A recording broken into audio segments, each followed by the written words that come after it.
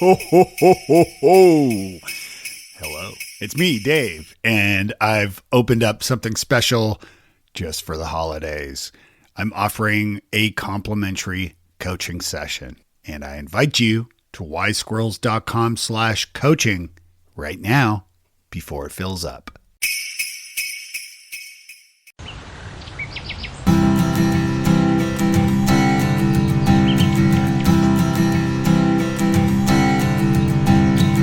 Welcome to Wise Squirrels, the podcast for late diagnosed adults with ADHD. I'm your host, Dave Delaney. Today I'm speaking with Rick Green. Rick is a Canadian comedy writer, producer, director, and performer. He's best known as the co-creator of the hit show, The Red Green Show, which any Canadian growing up in the 80s would be familiar with, I'm sure. Plus, he's the creator of a wonderful documentary called ADD and Loving It, which I highly recommend and actually include. You can watch it on wisesquirrels.com. He's the creator of History Bites. He's the founder of Rick Wants to Know, and he's the co-founder of comedy troupe The Frantics, who famously made Mr. Canoehead and inspired others, certainly like the kids in the hall. Green also hosted Prisoners of Gravity on TV Ontario. He worked at the Ontario Science Centre back in the day. And if you're like me and Canadian, and especially if you're from Ontario, and even more so from Toronto, you probably would know Rick Green. In fact, I'm willing to bet you would. Needless to say, I was extremely excited when I landed an interview with the man behind RickHasADHD.com, which I also highly recommend. He's also received the Order of Ontario. He's received the Order of Canada for his contributions to Canadian television as a comedian and an actor, writer, and for his efforts to raise awareness and understanding of ADHD. Rick's a wonderful guy, and you are going to love this interview, especially for creatives or aspiring creatives, comedians, writers. This episode's for you. Also, if you feel that you're stuck in your career, or maybe you're just not where you need to be professionally speaking, there's a lot of good content here today that I know you will find beneficial. And now, before the interview, I do want to share our latest review over on Apple Podcasts. I keep mentioning how much these mean to me. They really do mean a lot. Lilu on December 2nd wrote, "Such great info. As a physician who just got diagnosed with ADHD at 54, a possible exasperation by menopause, which is my specialty, I found it hard to find sources of evidence-based information without buying 50 books. I've listened to this podcast episodes with the psychologist and have found it very helpful. The interviewer is really good about asking questions." I want to say thank you so much for that kind review. I also want to say thank you to our Substack members and Patreon members. If you have an opinion about this, I've actually posted it over on Substack and on Patreon. My thinking was that I was spreading myself too thin between managing Substack and managing Patreon when this is not yet my full-time job, although I hope to make it that. So I need to hear from you. Do you prefer Patreon to financially support the show, or would you prefer to use Substack? Right now, I'm leaning towards Substack, and if you pay to become a Patreon, of course, I will just give you a paid membership of Substack. But I do need to hear from you, so please let me know. You can always email me, dave@wisesquirrels.com, or visit the website, wisesquirrels.com, where you can find links to everything we talk about and much more. I kicked things off by asking Rick about his diagnosis of ADHD and what led to that. Yeah, so my son was in grade 5, 6 elementary school, and then was going into a special program for grade 7 for kids who were in an enhanced program. They didn't use the term gifted. They said enhanced. The program's enhanced. The kids they're all the same. There's no differences. Yes. Right. Right. Anyway, so he, about a month and a bit in, the school called and said, "We need to talk to you. Nick hasn't done any of his homework." And I was like, what? He's the most conscientious, and he gets his homework done. And part of the problem was he was bright, and he would get his homework done in class because at the back of the classroom there was a computer, a couple of old computers. These were probably donated by a muffler shop when they upgraded their billing system, but it was a computer. And so if you got your work done, you could go play in the computer. So he zoomed through his work, got it done, and his handwriting was a shambles, common trait with ADHD because he's in a rush. And then he was back there. Well, he gets into high school, and there's homework now. There's assignments to take home and work on and projects to do. Yeah. He has no experience doing that. He has no structure. My marriage was just ending at that point, so there wasn't a lot of support. It slipped between the cracks. And when they called, it was just, what? They said, we'd like to test him to see if he is, in fact, enhanced, or if this is the right program for him. In other words, if he's smart enough or gifted enough or whatever they were measuring. And they came back and said, no, he's in the right course, but he's got ADHD. And that left me with, what? No, that's he's not running around. He does smash stuff. He's not trouble. He's because all I knew was what everybody else had heard, which had these myths that had been spread, many of them deliberately by a particular religious organization that was trying to discredit psychiatry. So I didn't know anything. And then I start reading about it, and I look at that list of symptoms. Well, if this is ADHD, I have ADHD. Yes. Oh, I have. And then I thought about my dad, my grandfather, because as you probably know, it's highly heritable. Yes. It's about as heritable as height. And so apparently my grandfather was on the British music hall stage at the near the beginning of the 20th century. So yeah, it runs in families. And so he got diagnosis. They gave us some tools. They suggested medication. I was totally against it, but they said it works and it's safe, and there's been millions of doses and nobody has died from it if you use it properly. And I was at this point seeing a specialist for my ADHD, and I don't drink, smoke, anything. I'd never done any of that. I mean, I had the occasional beer. I didn't want to take drugs. It felt like cheating. And I was afraid I'd lose my creativity. So the doctor, the psychologist I was seeing, great guy, Dr. Fleming, said, I work with a lot of creative people. I've never heard anyone say that. So he said, try it, take the pill at 9 or 8. And if you don't like how it makes you feel, then don't take the next one at lunch. And so I took one and then one at lunch, and nothing seemed to change. And then it was only by the third day I finally figured. And I think I was on very low dose. I was actually, for the first day, breaking them in half. I was so worried. I couldn't tell the difference. So I then saw this big pile of envelopes from the government, the Canadian government. And they were the GST and the income tax. And I was a year and a quarter, like 5 quarters behind in paying my goods and services tax. Oh, no. And I thought if I could just get 1 3-month period done. I sat down, and by 11 something, I was done. I was only a year behind. And by the end of the day, well, what's amazing was I took the second pill. I came back. I continued. At the end of the day, I was only 1 quarter behind. I'd done a year's worth in a day after being unable to. And at that point, my fear was, I'm turned into an accountant. And but it turned out I was still funny. We were working on the Red Green show at that point, and so, which was great. And in fact, the first person who suggested I might have ADHD was Red Green, Steve Smith, who used to be a teacher, and teachers spot it right away. Yeah. And he, in one of the adventures with Bill, I'm doing something and thrashing around. And he goes, "Oh, looks like Bill's having one of his ADD moments," and that was the first time, and that was 5 years before I was actually formally diagnosed. That's interesting. So he spotted it too. And I mean, you did that show for 15 years, right? I think it was 91 is when you started. Yeah. And it was, so it ran for 15 seasons. Now I was only there for, I think, 11 of them, only a whole bunch for 8. And then I did a pilot for History Television called History Bites, and it turned into a series. And so I couldn't handle both because I was producing, directing, writing, well, with other writers, this other show, History Bites.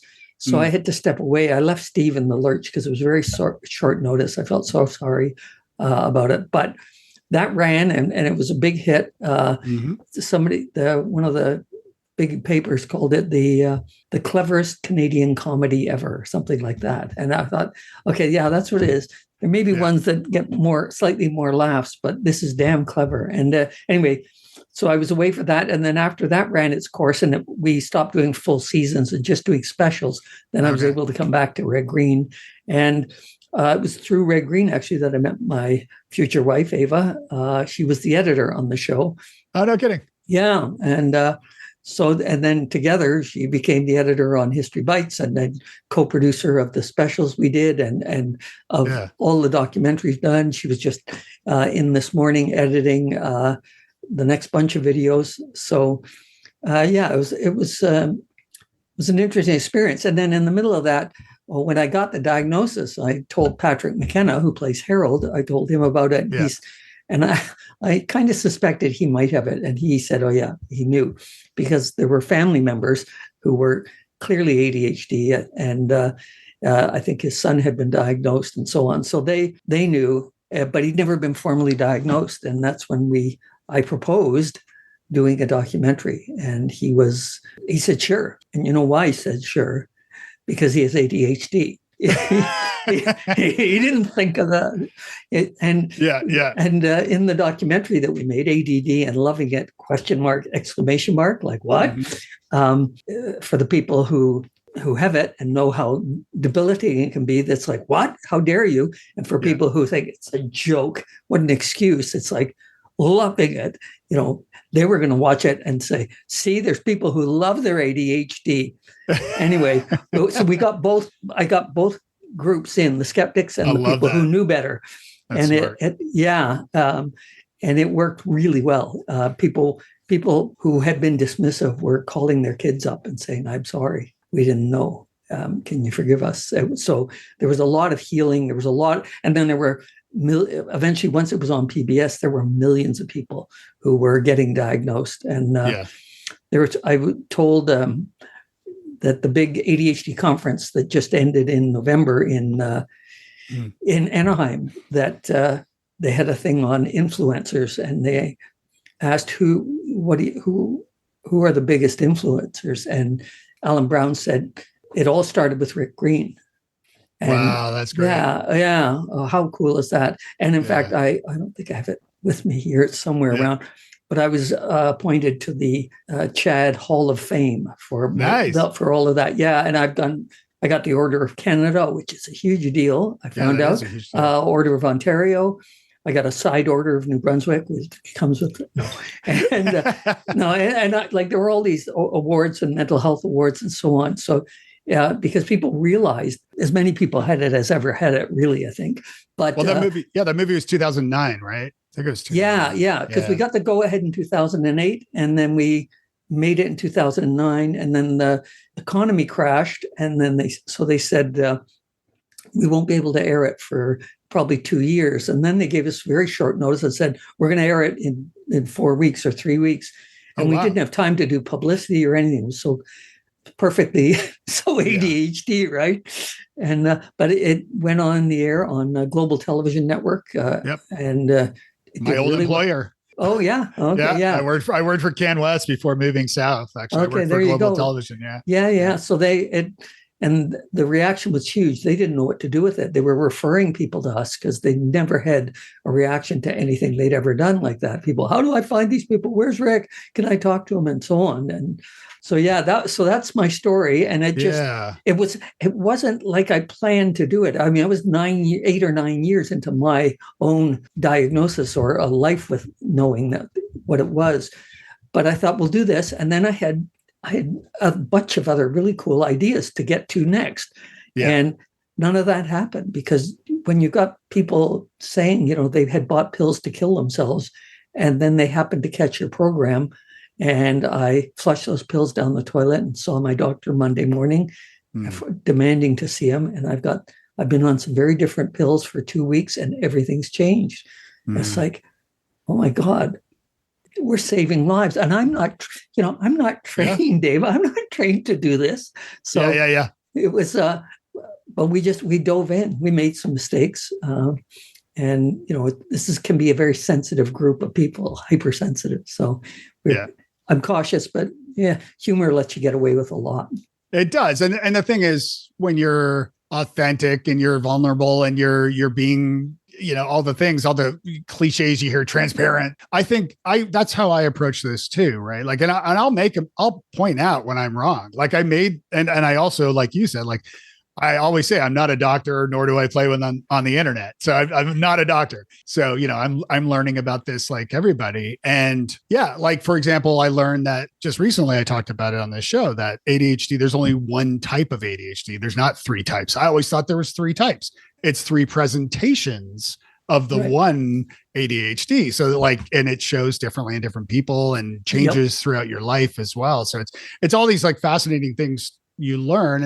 And the thing is too, like in your defense, I guess, of any errors or mistakes or whatever that were, or not, I wouldn't even say mistakes, but like in the movie, which is fantastic, by the way, I did watch it after we spoke, and I loved it. It's science. Things will change. We want them to change. We want to learn new things about this. And even the bloody name changed. It's like, oh, come on.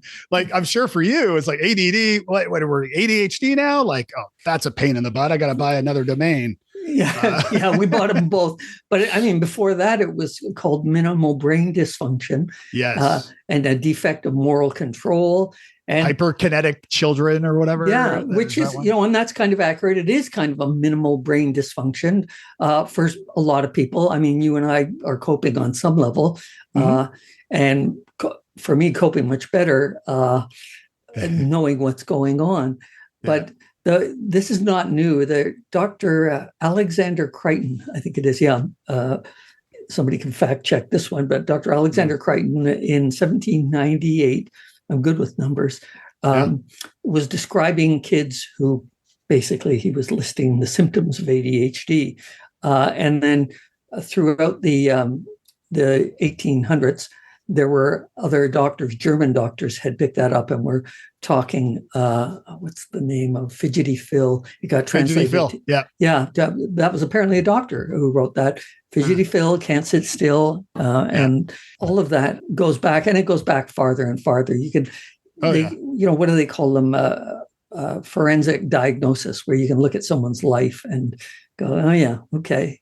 And that's why they can list people like Winston Churchill or whoever. He struggled with a lot of these symptoms and did well. But that's the thing too. And you're a great example of someone who has had this great lasting impact, certainly on me as a comedy fan growing up on nice. The stuff that you did and on, like SCTV, of course. And I studied improv at Second City in Toronto because of all that. And I've always performed a lot of improv. Like I've always been a comedy fan. And like I saw Kids in the Hall taped a couple times at CBC back in the day and loved Kids in the Hall. But even with the Frantics, you had this great, way before even Kids in the Hall, 4 on the Floor, which I'm sure inspired inspired the Kids in the Hall, I would imagine. Yeah. Well, I remember. Talk a little bit about that. That was from the 1980s, right? Like Mr. Canoe Head. Dave from the Kids in the Hall. Dave Foley, yeah. Yeah. Dave said at one of the awards ceremonies, was telling his story and then said, and then there was a show called 4 on the Floor with the Frantics. And I saw that show and I thought, well, I'll never get on television unless the Frantics get canceled. And the Frantics got canceled, and it was all budgetary, and it was really nasty. We found out, not nasty, it was we just found out later that the CBC, the network, wanted us to continue, but we weren't told. And anyway, oh my God, yeah. So we could have gone on and on and on, and that kind of killed what was a pretty cool thing. Dr. Demento, who is kind of the legend in comedy and knows everything, his encyclopedia. He said when we visited him.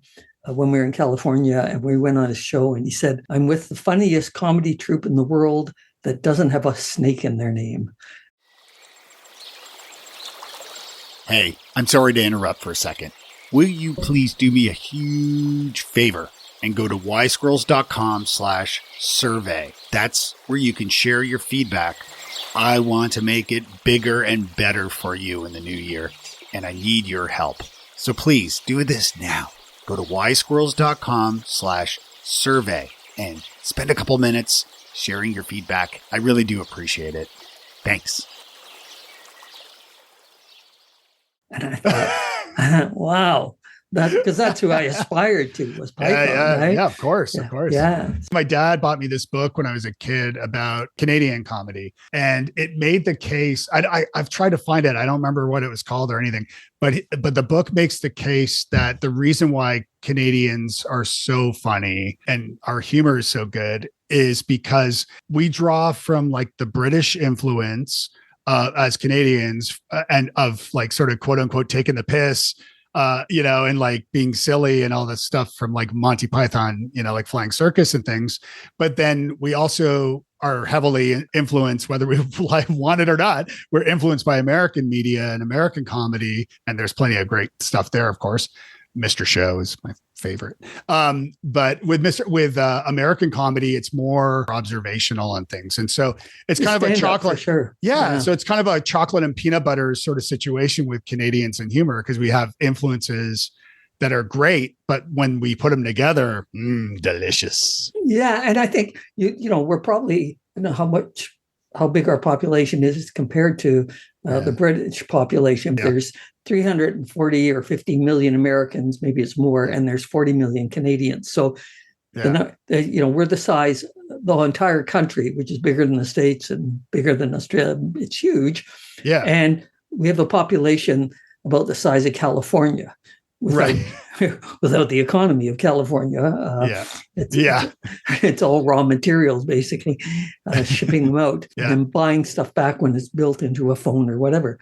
And then paying up the wazoo for it. Yeah. And I think, there's a kind of self-deprecating and just kind of a slightly weird twist. And I would say it probably draws as well on some of the French culture, the French farce, with Quebec and so on. There's all these different elements. Yeah, that's a good point. That's a great point. So you started writing, and I'm tying it back to ADHD here because, I can certainly, we wise squirrels, as I like to say, are often heavily creative, very creative people.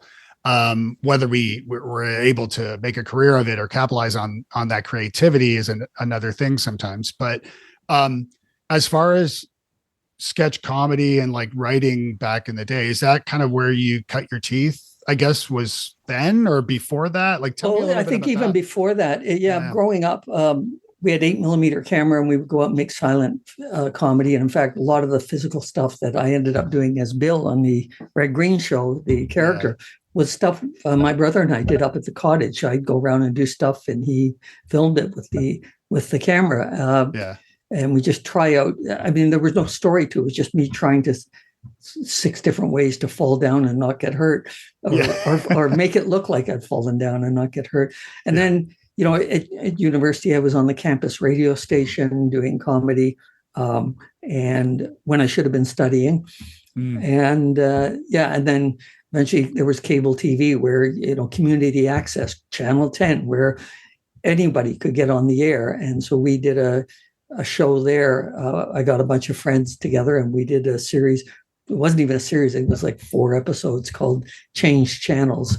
And I did most of the writing and my friends worked on the props and so on. Yeah. And then Paul Chatto and I, a high school mate, started out together and then became the Frantics and so on. And it just evolved over the decades. Thank God for cable access, because, without that, because I'm also a big Tom Green fan, no relation for listeners. Apparently some of the best Canadian comedy has the name Green for some reason. Red Green. Yeah, Red Green. Yeah. But even Tom Green, starting on like Rogers Cable Access, and like I used to record his show, and I don't remember anybody before other than like Alan Funt maybe doing like Man on the Street pranks, but Tom Green was the first, I think, to do like man in the street pranks and weave it and also have like a talk show format as well. So, and of course he went on to inspire many others like Eric Andre and others. So it's, and like you guys with Kids in the Hall too. Like, I mean, I was such a diehard Kids in the Hall fan. So, but I think I wanted to tie it back to the ADHD and the creativity piece of it too, because I think I'm curious actually, like with sketches, right? Like sketches are short, they're small versus a full movie script or a book. Right. Reflecting on your career, do you see how like sketch writing might have been more of your jam? Or and correct me where I'm wrong here, like rather than writing like a full length feature film or whatever. Yeah. So I tried, I wanted to be a screenwriter. I wanted to be Woody Allen or who is the Billy, the apartment, Billy. Wilder? Well, Billy Wilder. Was it Wilder? Yeah, Billy Wilder. That's what I was. But to sit for 4 months or 6 months working on a screenplay and character arc and story arc and managing, it's like, or I could, and all my influences were really, I mean, I watched the Marx Brothers and there were comedy movies, but really it was television, Jonathan Winters and Carol Burnett and all of that, right? Short skit. And in Canada, there was Wayne and Schuster. Yes. I think they were the most frequent guest on the Ed Sullivan Show. They did more appearances than anyone else, but never left Toronto. So there was, the sketch comedy just suited me. You got, how quickly can you establish the situation? How quickly can you establish the characters, the time, the place?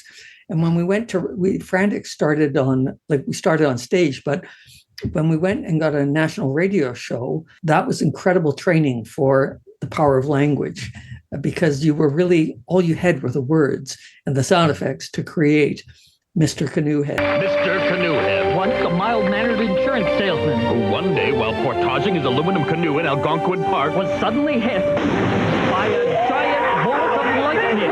By lightning! You were hit by lightning! And had the canoe welded to his head. You're right. It stuck to your head. And so began the story of Mr. Canoehead, Canada's greatest aluminum crime fighter, brother of Ted. Our story continues.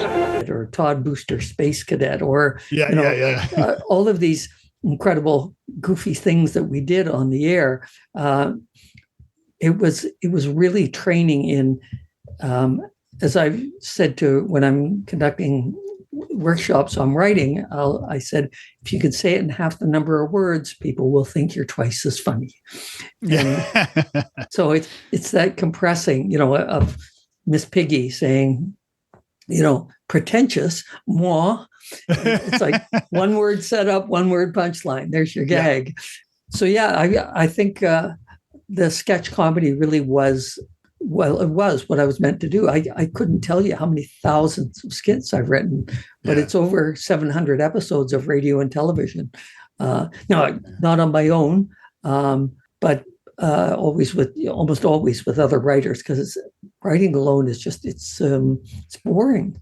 Whereas when you're writing with three other people, as I was with the Frantics, or even just with Steve and I on the Red Green Show, you've got this. Oh, that's good. That's funny. Okay, what can I do? Or what does it spark in me? And the Frantics did something really brilliant that I don't think anyone else did. I've never heard anyone else doing this. It was, we read our scripts, and when you're finished, you put it in the center of the table. We stacked them all up, and then it went through. Okay, who wants the human race one? I'll take it. Oh, I got an idea for that. And then you held one up, and who wants the electric cheese one? And now the person who came up with the electric cheese could either go, you know what? It's not clear. And then maybe you get some suggestions, but otherwise it was like, okay, we'll leave that for now. So then stuff got rewritten by everybody eventually. And we had 3 or 4 minute scenes, sometimes shorter, that went through 12 drafts because you could just open it up and change a few lines and then continue on. And as we were going along, we switched from typewriters to these electric typewriters that could memorize a whole line and erase it. And eventually, of course, word processors and Bosch and all of that came along. And then we could trade the scripts without ever having to retype everything. God bless it. Yeah. Yeah. And that's interesting. I mean, with the whole sort of the whole process or process. I said process. I've been in the States too long. That's how I'm like process. I sometimes forget. And then I'll start talking like metric to an American and they'll be like, wait, what are you talking about? Right. It all gets very confusing. I say y'all, and then I'll say y'all or I'll say like all y'all and that gets really weird.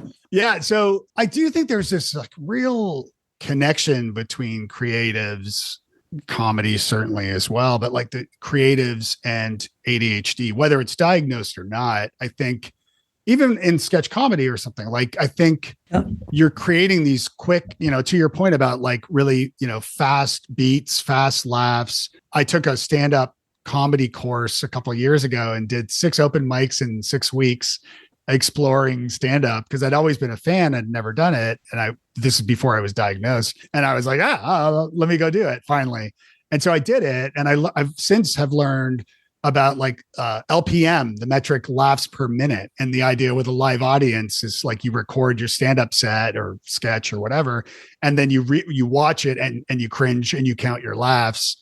And then basically you divide it by a minute. And then you're trying to ultimately you're trying to have like a solid 5, 10, 20, and so on. Yeah. It's and well, you said you did improv, and that's, I was the only one of the Fratics who didn't really dive into that. The others got into it. Who else but somebody with ADHD is going to get up on stage without a script? And one of the reasons that you see a lot of those people with ADHD getting up on stage without a script is they have dyslexia. And so I've known a couple of actors who went from improv to appearing in a play. And it was hell. They'd forget their lines. The other actors would be furious. And they were used to everybody just kind of picking it up and playing with it and messing around. But when you've got cues and lighting and props and costumes and so on, then it's a big problem if somebody isn't delivering their lines. So it's improv in some ways is another perfect field. And there are lots of perfect fields, I think, or not perfect, but good fields. One of the series of videos that I've been working on is the best career for ADHD. Okay, nice. Tell me some of those that you found. Like, what are your thoughts? Well, I'll just jump around a bit, but like, for example, for improv, perfect. For sports, intense laser focus, and then you see the baseball player laser focused with the bat or with the glove, and they're looking and they're staring, and then when they get to the dugout, they're on, they're off, they're on. They switch on, switch off. So athletics, Michael Phelps, ADHD up the wazoo, music business, entertainment business. Who but somebody with ADHD and that energy need is going to get up on stage and perform and overcome their fears. I often say, if you dial 911, you'll get a bunch of people with ADHD showing up at your house. And I gave a talk to paramedic organization, and you could see a lot of pennies dropping in the audience. And the head of the organization who got me to speak there knew he had ADHD. I think he may have even gotten the diagnosis after seeing our documentary. And he said that the paramedics he knows who have ADHD, and he's gotten fairly adept at spotting them, as we all seem to be able to do after a while, or at least suspect. But he said the ones who have it are great because whatever happens, they're just, whereas everyone else goes from normal state of mind to gunshots, and they're, and the ADHD people are like, gunshots, and now we're here, right? And he said the ones who don't have ADHD, they end up quitting or becoming administration, teachers, supervisors, things like that, instructors. So there are certain fields, high energy fields. You don't necessarily have the hyperactivity, the restlessness, then there are still other fields that can work for you. And it's also depends on your interests. So, if you have a dramatic interest in doll houses, you might be able to make a living making really beautiful doll houses for a high-end market. What's that? How did you know about my doll houses? Exactly. And I call them doll homes. Okay, then. I mean, and I have a giant model railroad, and it's nice. That's cool. Yeah. And but here's what's interesting about that. When I mentioned that to Eric Tivers, who I don't know if he's still doing it. Yeah, I think he is ADHD rewired. He said to me, afterwards, when I said, I think I have a bit of Asperger's going on, a little bit of high functioning autism. And he said, oh, I knew that the minute you said you had a model railroad. So that brings us to another issue, is that there's this huge overlap with anxiety, depression, OCD, Tourette. 70 something percent of people with kids with Tourette syndrome also have ADHD. So there's that. I'm trying to think of some of the other jobs. Well, here's an example of a different disorder, obsessive compulsive disorder. Guess where they do? Airline mechanic. Oh, okay. Yes, Yeah. please. Yes. Yeah, please. Exactly. Yeah. You fix it.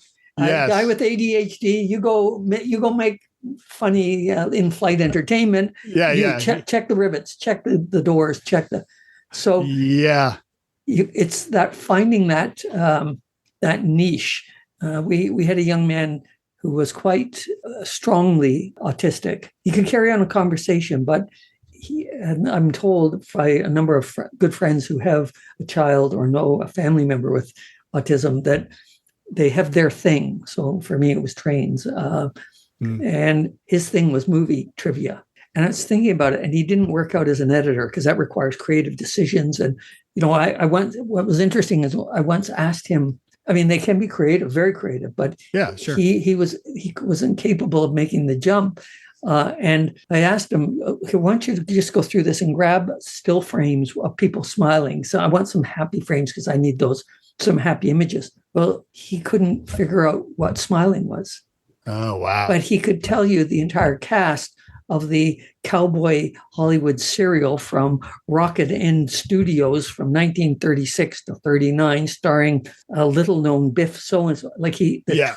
And I thought, this man should be working for IMDb, the International Movie Database. Right? Yes. That's where he should be, because he's a walking database. So it is partly, I think, not just I'm restless, so I should get into sales, good idea, but also I love connecting with people. I'm easily overwhelmed, but I'm interested in medicine. Well, you could become a medical researcher. So you're not dealing with patients. You're not dealing with emergencies. You're doing research into molecular structure, whatever. So there's the phrase that you keep hearing is follow your passions. It's like, yeah, if I followed my passions, I'd be a professional television watcher and model railroader, but that's not going to do it. But I do think you got to figure out what you do well and what you enjoy doing. Even though, writing comedy is stressful because even now writing videos, it's like, I don't know how this is going to turn out starting. Yeah. So it's figuring out what you do well and then figuring out a way to market it or to see if anyone's willing to pay for it.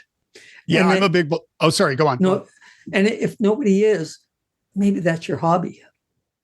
There are people who work on car assembly line, and their mind is free to come up with all kinds of ideas, and then they're coming up with music ideas, or their passion is in their spare time, whatever, a sport or music or something like that. Yeah, no, that's a great point because, actually, I was just talking to a friend earlier about, because I've worked in like a lot of technology startups and things like that in that world. I was a speaker for Google for about 6 years, and we used to do this thing for a business accelerator that I worked with. We called it co-founder speed dating, and the idea was to bring together. Co-founders, bring together people who want to start businesses, who bring different talents. And ultimately the goal there, in a lot of scenarios would be you've got your technologists who's generalizing, of course, who's more introverted, more creative and so on. But then you also, and who gets hyper-focused, maybe if they're an ADHD or in coding, which is also, common.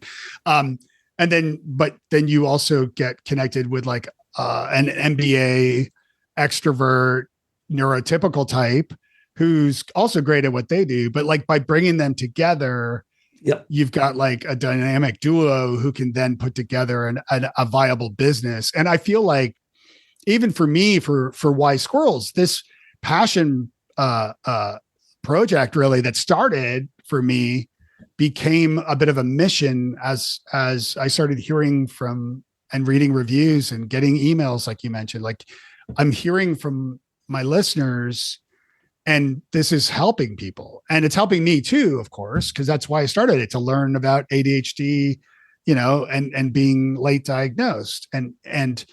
But for me, it's like, oh, but I need a sponsor, because I need to make it.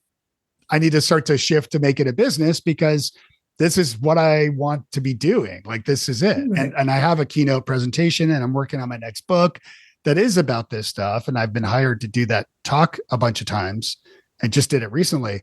Are you familiar with Ikigai, the Japanese? I've heard the name. I wrote a blog post about it a while back, but it's part of the route down this presentation that I do. And the idea is that there's like four circles that are kind of over each one. And once the top is what you love to do, like what you love. The one on the right is what the world needs. The one on the bottom is what you can be paid for. And then the one on the left is what you are good at. And these circles overlap. And so you've got what you love and what the world needs. That's your mission. And then what the world needs and what you can be paid for, that's your vocation. And what you can be paid for and what you are good at is your profession. And then what you love and what you are good at is your passion. And so by going through this exercise, and I've got a whole blog post on Wise Squirrels that breaks down the steps and everything. But when you go through this, ultimately what you're trying to do is extract your ikigai, which is like your purpose, like why you're on this earth or what have you. And I think it's a great exercise, among others, to go through to try to find what fits for you. Like for me, I love speaking. I love being on stages. I love delivering presentations and getting the audience laughing and so forth. And I love it. Now, reflecting on my own career as a speaker, I've learned that it's the dopamine. It's the rush of dopamine I get from the audience that I didn't realize I was craving and that I need. And it's part of the reason why I wrote a book about networking. Like, I love organizing events and bringing people together and connecting people. And again, it's that I'm extroverted, obviously, if that's not painfully obvious already. It is to my wife. Yeah. No, I picked that up. Yeah. Who's introverted. She gets home. She's a school teacher. She's the one who's been telling me for years I have ADHD. And it's like, oh, I should have listened. And she gets home from work and like, she doesn't want to talk to me. She wants downtime because she's a school librarian. And I get it. And she's introverted. And my kids get home and they're like door. They're teenagers. They don't want to talk to me anymore. So I'm like, it's just me and the dog again. It's rather sad, but yeah. What other projects or things that you're working on right now that people can check out? And I love the videos you're doing. They're both informative but also hilarious. So you do such a great job there. Tell me about that. Well, so what I've been working on. So for 3 years, we weren't really talking about ADHD, and there's a long story as to why. And now we are, starting in, I guess, beginning of July. We're back in the game again, so that's pleasing. But of course, the videos, I don't know, there's probably 200 of them, something like that. And those videos are dated. And some of them are now 13 years old or more. And there's a lot more knowledge now. I can also see things like I say, now I'm ADD. It's like, no, that's politically incorrect. You say, I have ADHD. You don't say I'm cancer. And it's like, okay. Although part of me goes, no, I am ADHD. It's core. But this is a great point, by the way, because this is something I've talked about with guests and I'm still undecided on is, it's like, I don't have ADHD like a disease or a virus or something. I mean, I am ADHD, and I've struggled with trying to determine, because it's not something you just pick up. I mean, there's like a small percentage of people that with head traumas and things, but for the most part, that's my understanding at least. Yeah. But for the most part, you're born with ADHD. So you are ADHD in a sense, but I don't know. Yeah. Yeah. But then you can also, as you work on, once you know what's going on and you start using if you start with medication, which can level the playing field, and then start mindful meditation and Yes. using the apps and joining a support group and journaling and all these things that you can do, you can start to rewire your brain. That's brain plasticity, right? So the brain can heal. An injured brain he's lost language, but part of his brain is not the language part, is now picked up the slack, and that's where you're relearning language, and it's being stored in a different part of the brain. So you can rewrite and rewire, and mindful meditation is sort of one of the key ones for that. It's proven that like in a matter of months, it can change. On a brain scan, you can see the difference. I think my own feeling is, if you want to call yourself, say, use whatever you want. The other one that if that works better to say, I have this, it gives you some distance. That's good. And if you're wallowing in it and enjoying it, or you can say, I am. And you can also, if you're giving up, I am ADHD, well, you have it. Then at that point, it depends on how you look at it, doesn't it? Yeah, that's true. And then the other one is, phrases like ADD, which I find just easier than than as a person who has ADHD. As an ADDer, it sounds nicer, rolls off the tongue. But that offends some people. It's like, well, okay, you're offended. What are you going to do? You can't please all the people all the time. No, it's like I'm offended by a whole bunch of stuff that's going on in the world right now. Yeah, me too. It is what it is. It just, I don't know. I think you're spot on. Yeah, let's jump back to the creative. Because you're creative. I'm creative. I finally admitted that. I'm not just lucky that I for a long time, I just assumed everyone could do this. And so I better not ask for a raise, which was a huge mistake. Yeah. So I never got paid what my value was. From what I've heard, Russell Barkley said that the studies show that we aren't necessarily any more creative, or if we are, it remains, as you alluded to earlier. I think it remains an idea. It doesn't result in anything. I got this idea for a blah blah blah blah, and it's a great idea. I have a million ideas. Well, I could list 20 really interesting ideas for TV shows. None of them are going to happen. I don't have the time and the energy and the youth to do that anymore. But the youthfulness. Yeah, but I think that's part of it. I think it is part of like this importance of connecting with others and finding collaborators or people to bounce ideas from, like you're talking about with like writing sketch comedy and things like, and to Russell Barkley's point. Yeah. I mean, I also find that as ADHDers or wise squirrels, as I like to say, we tend to gravitate towards one another, I find. And we tend. So for example, like you could have or be ADHD and be a comedy writer, and you're collaborating with other creatives. And so even though Russell Barkley might say that, and I don't know that specific study, I know Russell Barkley certainly, but that you may not be any more creative, you're still falling into a group of other creatives who you're collaborating with, and thus you're going to produce output, if that makes sense, in some creative way. No, so like it's the people you're with. Not necessarily. I think there's a misinterpretation between people with ADHD are more creative. Some are, and some aren't. That's the thing. On average, are we more creative on average? No, but the ones who are not creative end up in prison, end up on drugs, end up in car crashes, end up divorced, end up bankrupt, end up being charged with or committing suicide because they can't figure it out. They can't hold back. They, rather than I should get a job, so I'm going to go get a job that I don't like so I can buy this thing. No, I'm just going to steal it. And then, you have ADHD, you're not thinking ahead. You're not necessarily great at planning, and you get caught.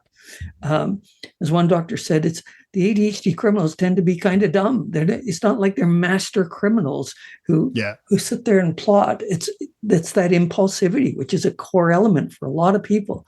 So the example was, there was a study done by Preeti and White at the University of, might have been Nashville, I don't know where it was somewhere in the South. And they studied and they found that people with college students with ADHD scored higher for creativity.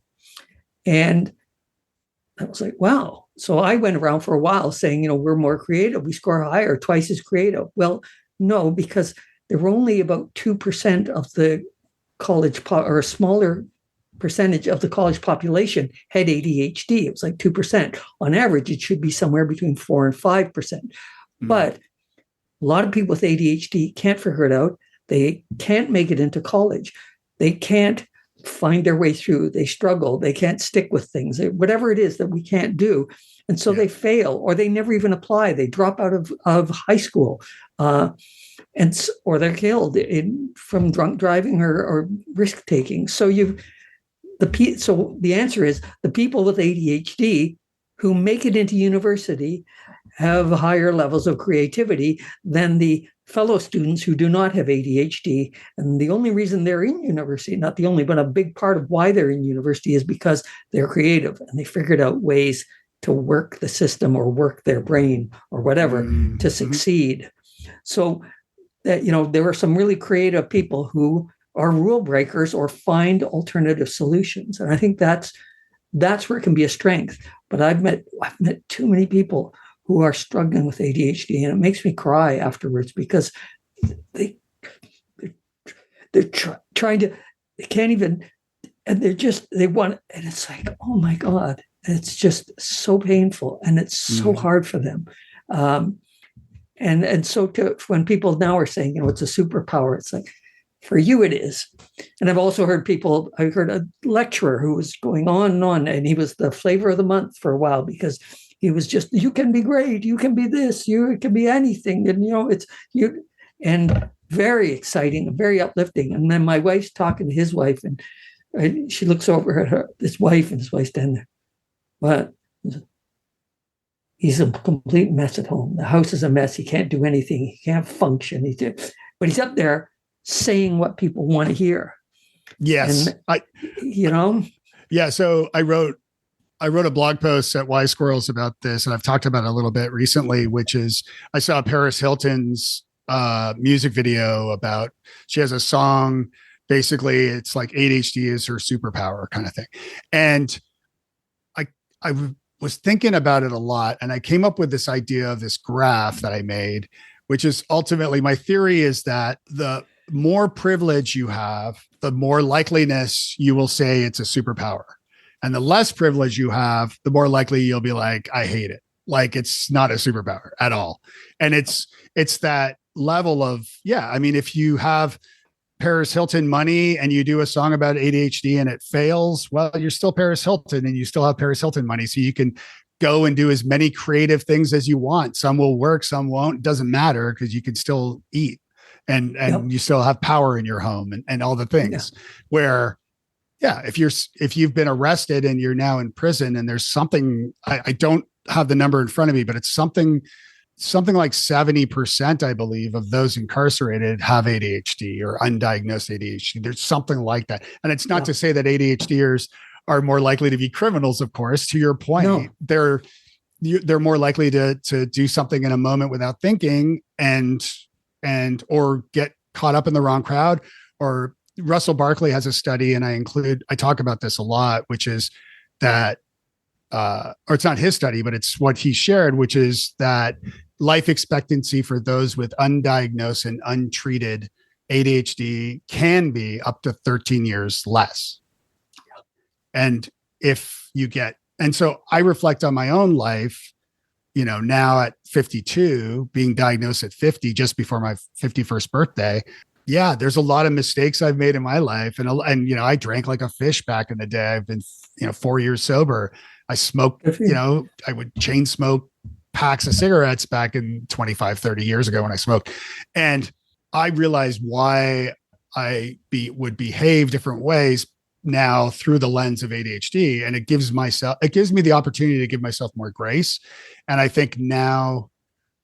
And also my parents, because to your point about how hereditary it is, right? Like there's, and so a lot of people, there's this line about ADHD and trauma, and it's not that trauma causes ADHD at all, unless it's head trauma, possibly, but it's more likely that you've possibly suffered trauma from parents who may have had ADHD that was undiagnosed and untreated, and thus they may have had addictions or whatever, been verbally abusive. And so many ADHDers, I think, this is part of the reason why this like passion project became a mission for me with Wise Squirrels, and with what you're doing. And what I love seeing is just educating people and speaking about this and getting them to go get tested if you think you might have ADHD. And if you do, then, there's no harm in talking to your doctor.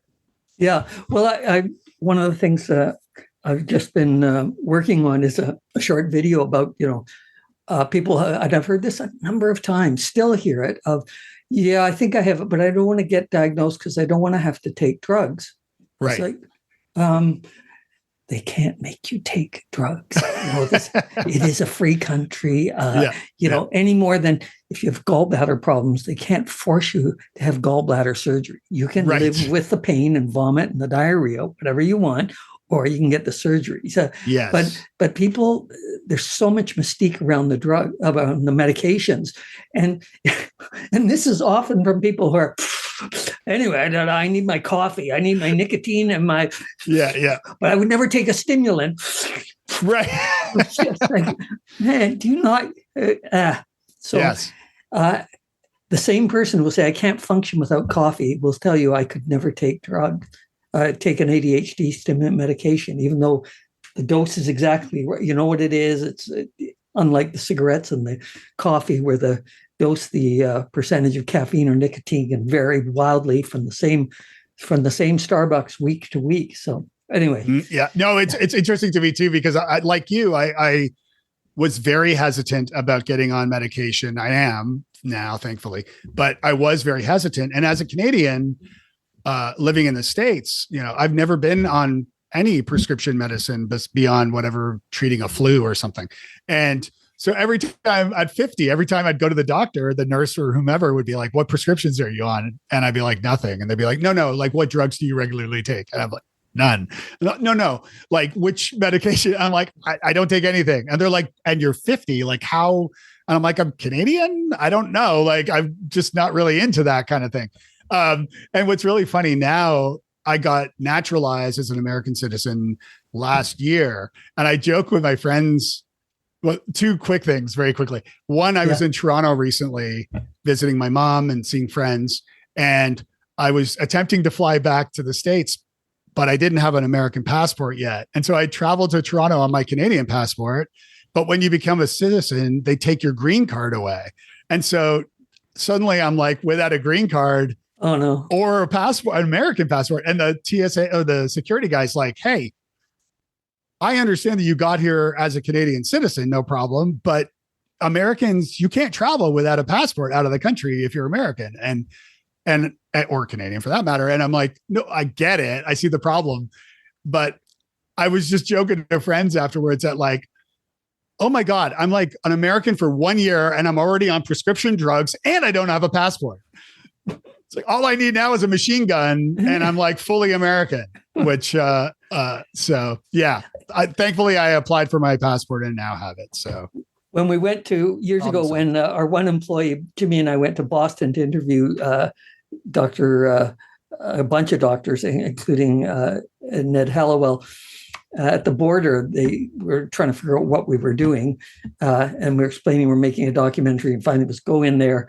And so we went in and we get called up, and there's this tiny little woman in the bulletproof vest and it's riding up on her shoulders and everything. And so, what are you doing? We're making a documentary. What's it about? ADHD. She starts making notes. And what's it called? And then we're doing a website and we do the video and make all these notes. And then finally she says, and there's two big guys talking to people on either side, and she quietly says, I was diagnosed 3 months ago. Ah, nice. And I said, what was the name of the website again? Or what was the name of the documentary, and so on. And so, we had a very moving conversation, and you could see the guys were catching that there was some odd vibe going on with her but she's not allowed to say she has a problem, even though it's probably in one of the most perfect jobs for it, right? New face, novelty, challenge, excitement. I could save the world. I could prevent this. I can, very exciting. Yeah. Now this has been awesome, Rick. Do you have any, I know we got to wind this down here. Yeah. Do you have any questions for me before we wrap up? And I'll obviously plug where folks can find you too. So my question is, what the hell, man? Really, what the hell? That's my question. That's what were you thinking? I'm wondering myself. I do hope you can make a living at this. I would love for us to be able to do it full time. We've got Patreon going where people can support us, and every week another couple of people join, and the amount of money we have to be able to, because we need another editor. There's so many different things we have to have and want to have, and so many videos I want to get to. So, even my computer is 12 years old. I've got this ancient MacBook Air, so it's like I got to upgrade this stuff. So anyway, so I think the advice or the request I have is, I know people with ADHD are struggling financially. But support the people who make a difference for you, because they may be doing this as a passion project, but eventually they will want to be doing it full time, because they'll want the research, the time to research and make the videos and do all those things. And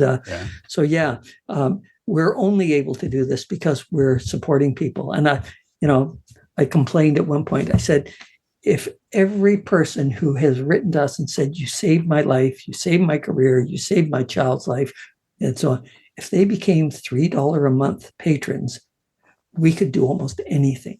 We could make a sequel for ADD and Loving It every 3 months. So that I know the internet's free, but and you may wonder why there's so much junk on there. It's because anyone can get stuff up there. But to make the quality stuff that you're doing, that I'm doing, that the people I follow are doing, it's like they need your support. And part of that is just simply letting them know they're making a difference. And for me, it's also, so as a patron, what would you like me to talk about? Surveying the patrons and seeing what they're interested in, and so on. So it's exactly what I'm doing. And it's a great point. So, and God, if you're watching the video, folks, Rick needs a new computer because the one behind him is more than 12 years old. Oh, that one's so that's like 1985. What's that? Right? 84? Yeah, that's old school Macintosh. Yeah, that's 40. That's 40 years old. Yes. Oh my God, how old am I? I know, Rick. Well, like what I was mentioning before. So for those listening, I'm now holding up my Commodore 64. 64, yeah. A friend of mine had that. Ooh.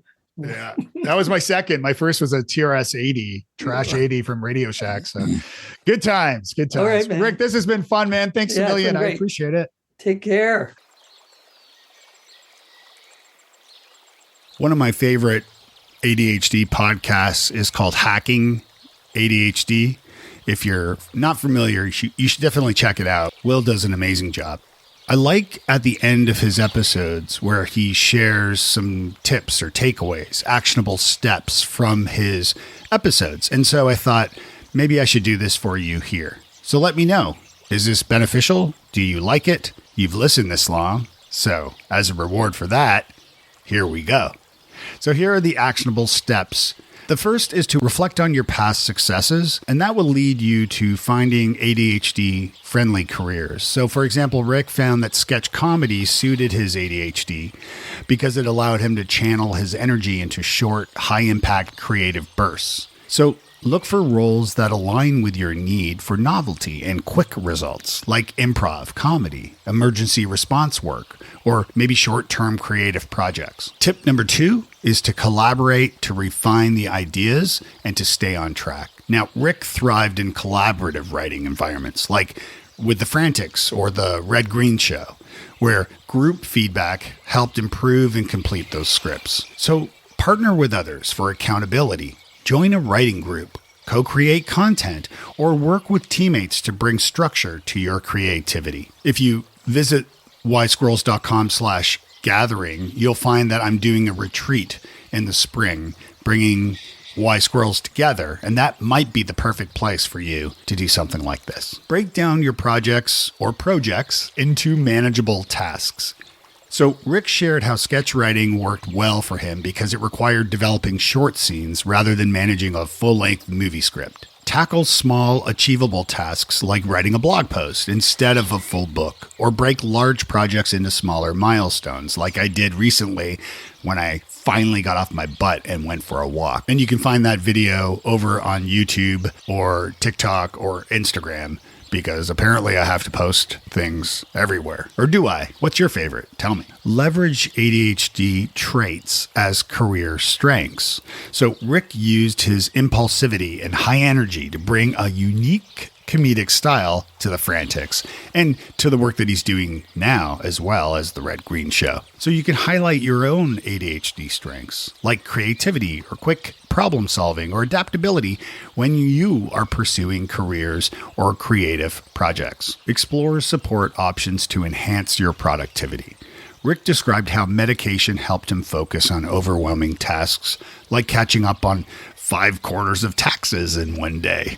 If you're struggling to follow through on your tasks, consult your healthcare provider and get the ADHD treatment options from them that will best work for you. And if you pair this with self-discovery tools like Ikigai, which I mentioned, which I also have a link on the website, you'll align your strengths and your passions and your career goals and get clarity on what you should be doing. I hope this helps. Let me know. Dave@wisesquirrels.com. Thanks. Hey, if you liked what you heard today, would you do me a favor? Would you visit wisesquirrels.com/love? That's where you'll find links to become a Patreon by supporting the show. You can advertise on the show. You can also record an audio comment, question, or even email me a question that I can include in an upcoming episode. And you can even leave a little review to let me know how I'm doing. There's more there. wisesquirrels.com/love.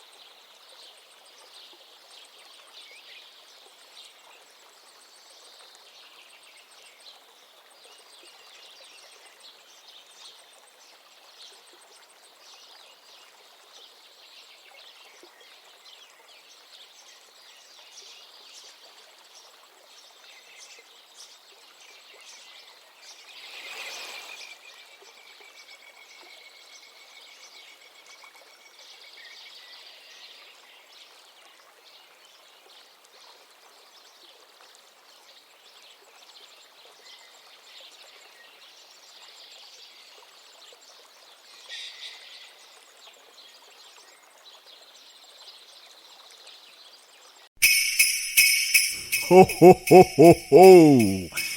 Hello. It's me, Dave, and I've opened up something special just for the holidays. I'm offering a complimentary coaching session, and I invite you to wisesquirrels.com/coaching right now before it fills up.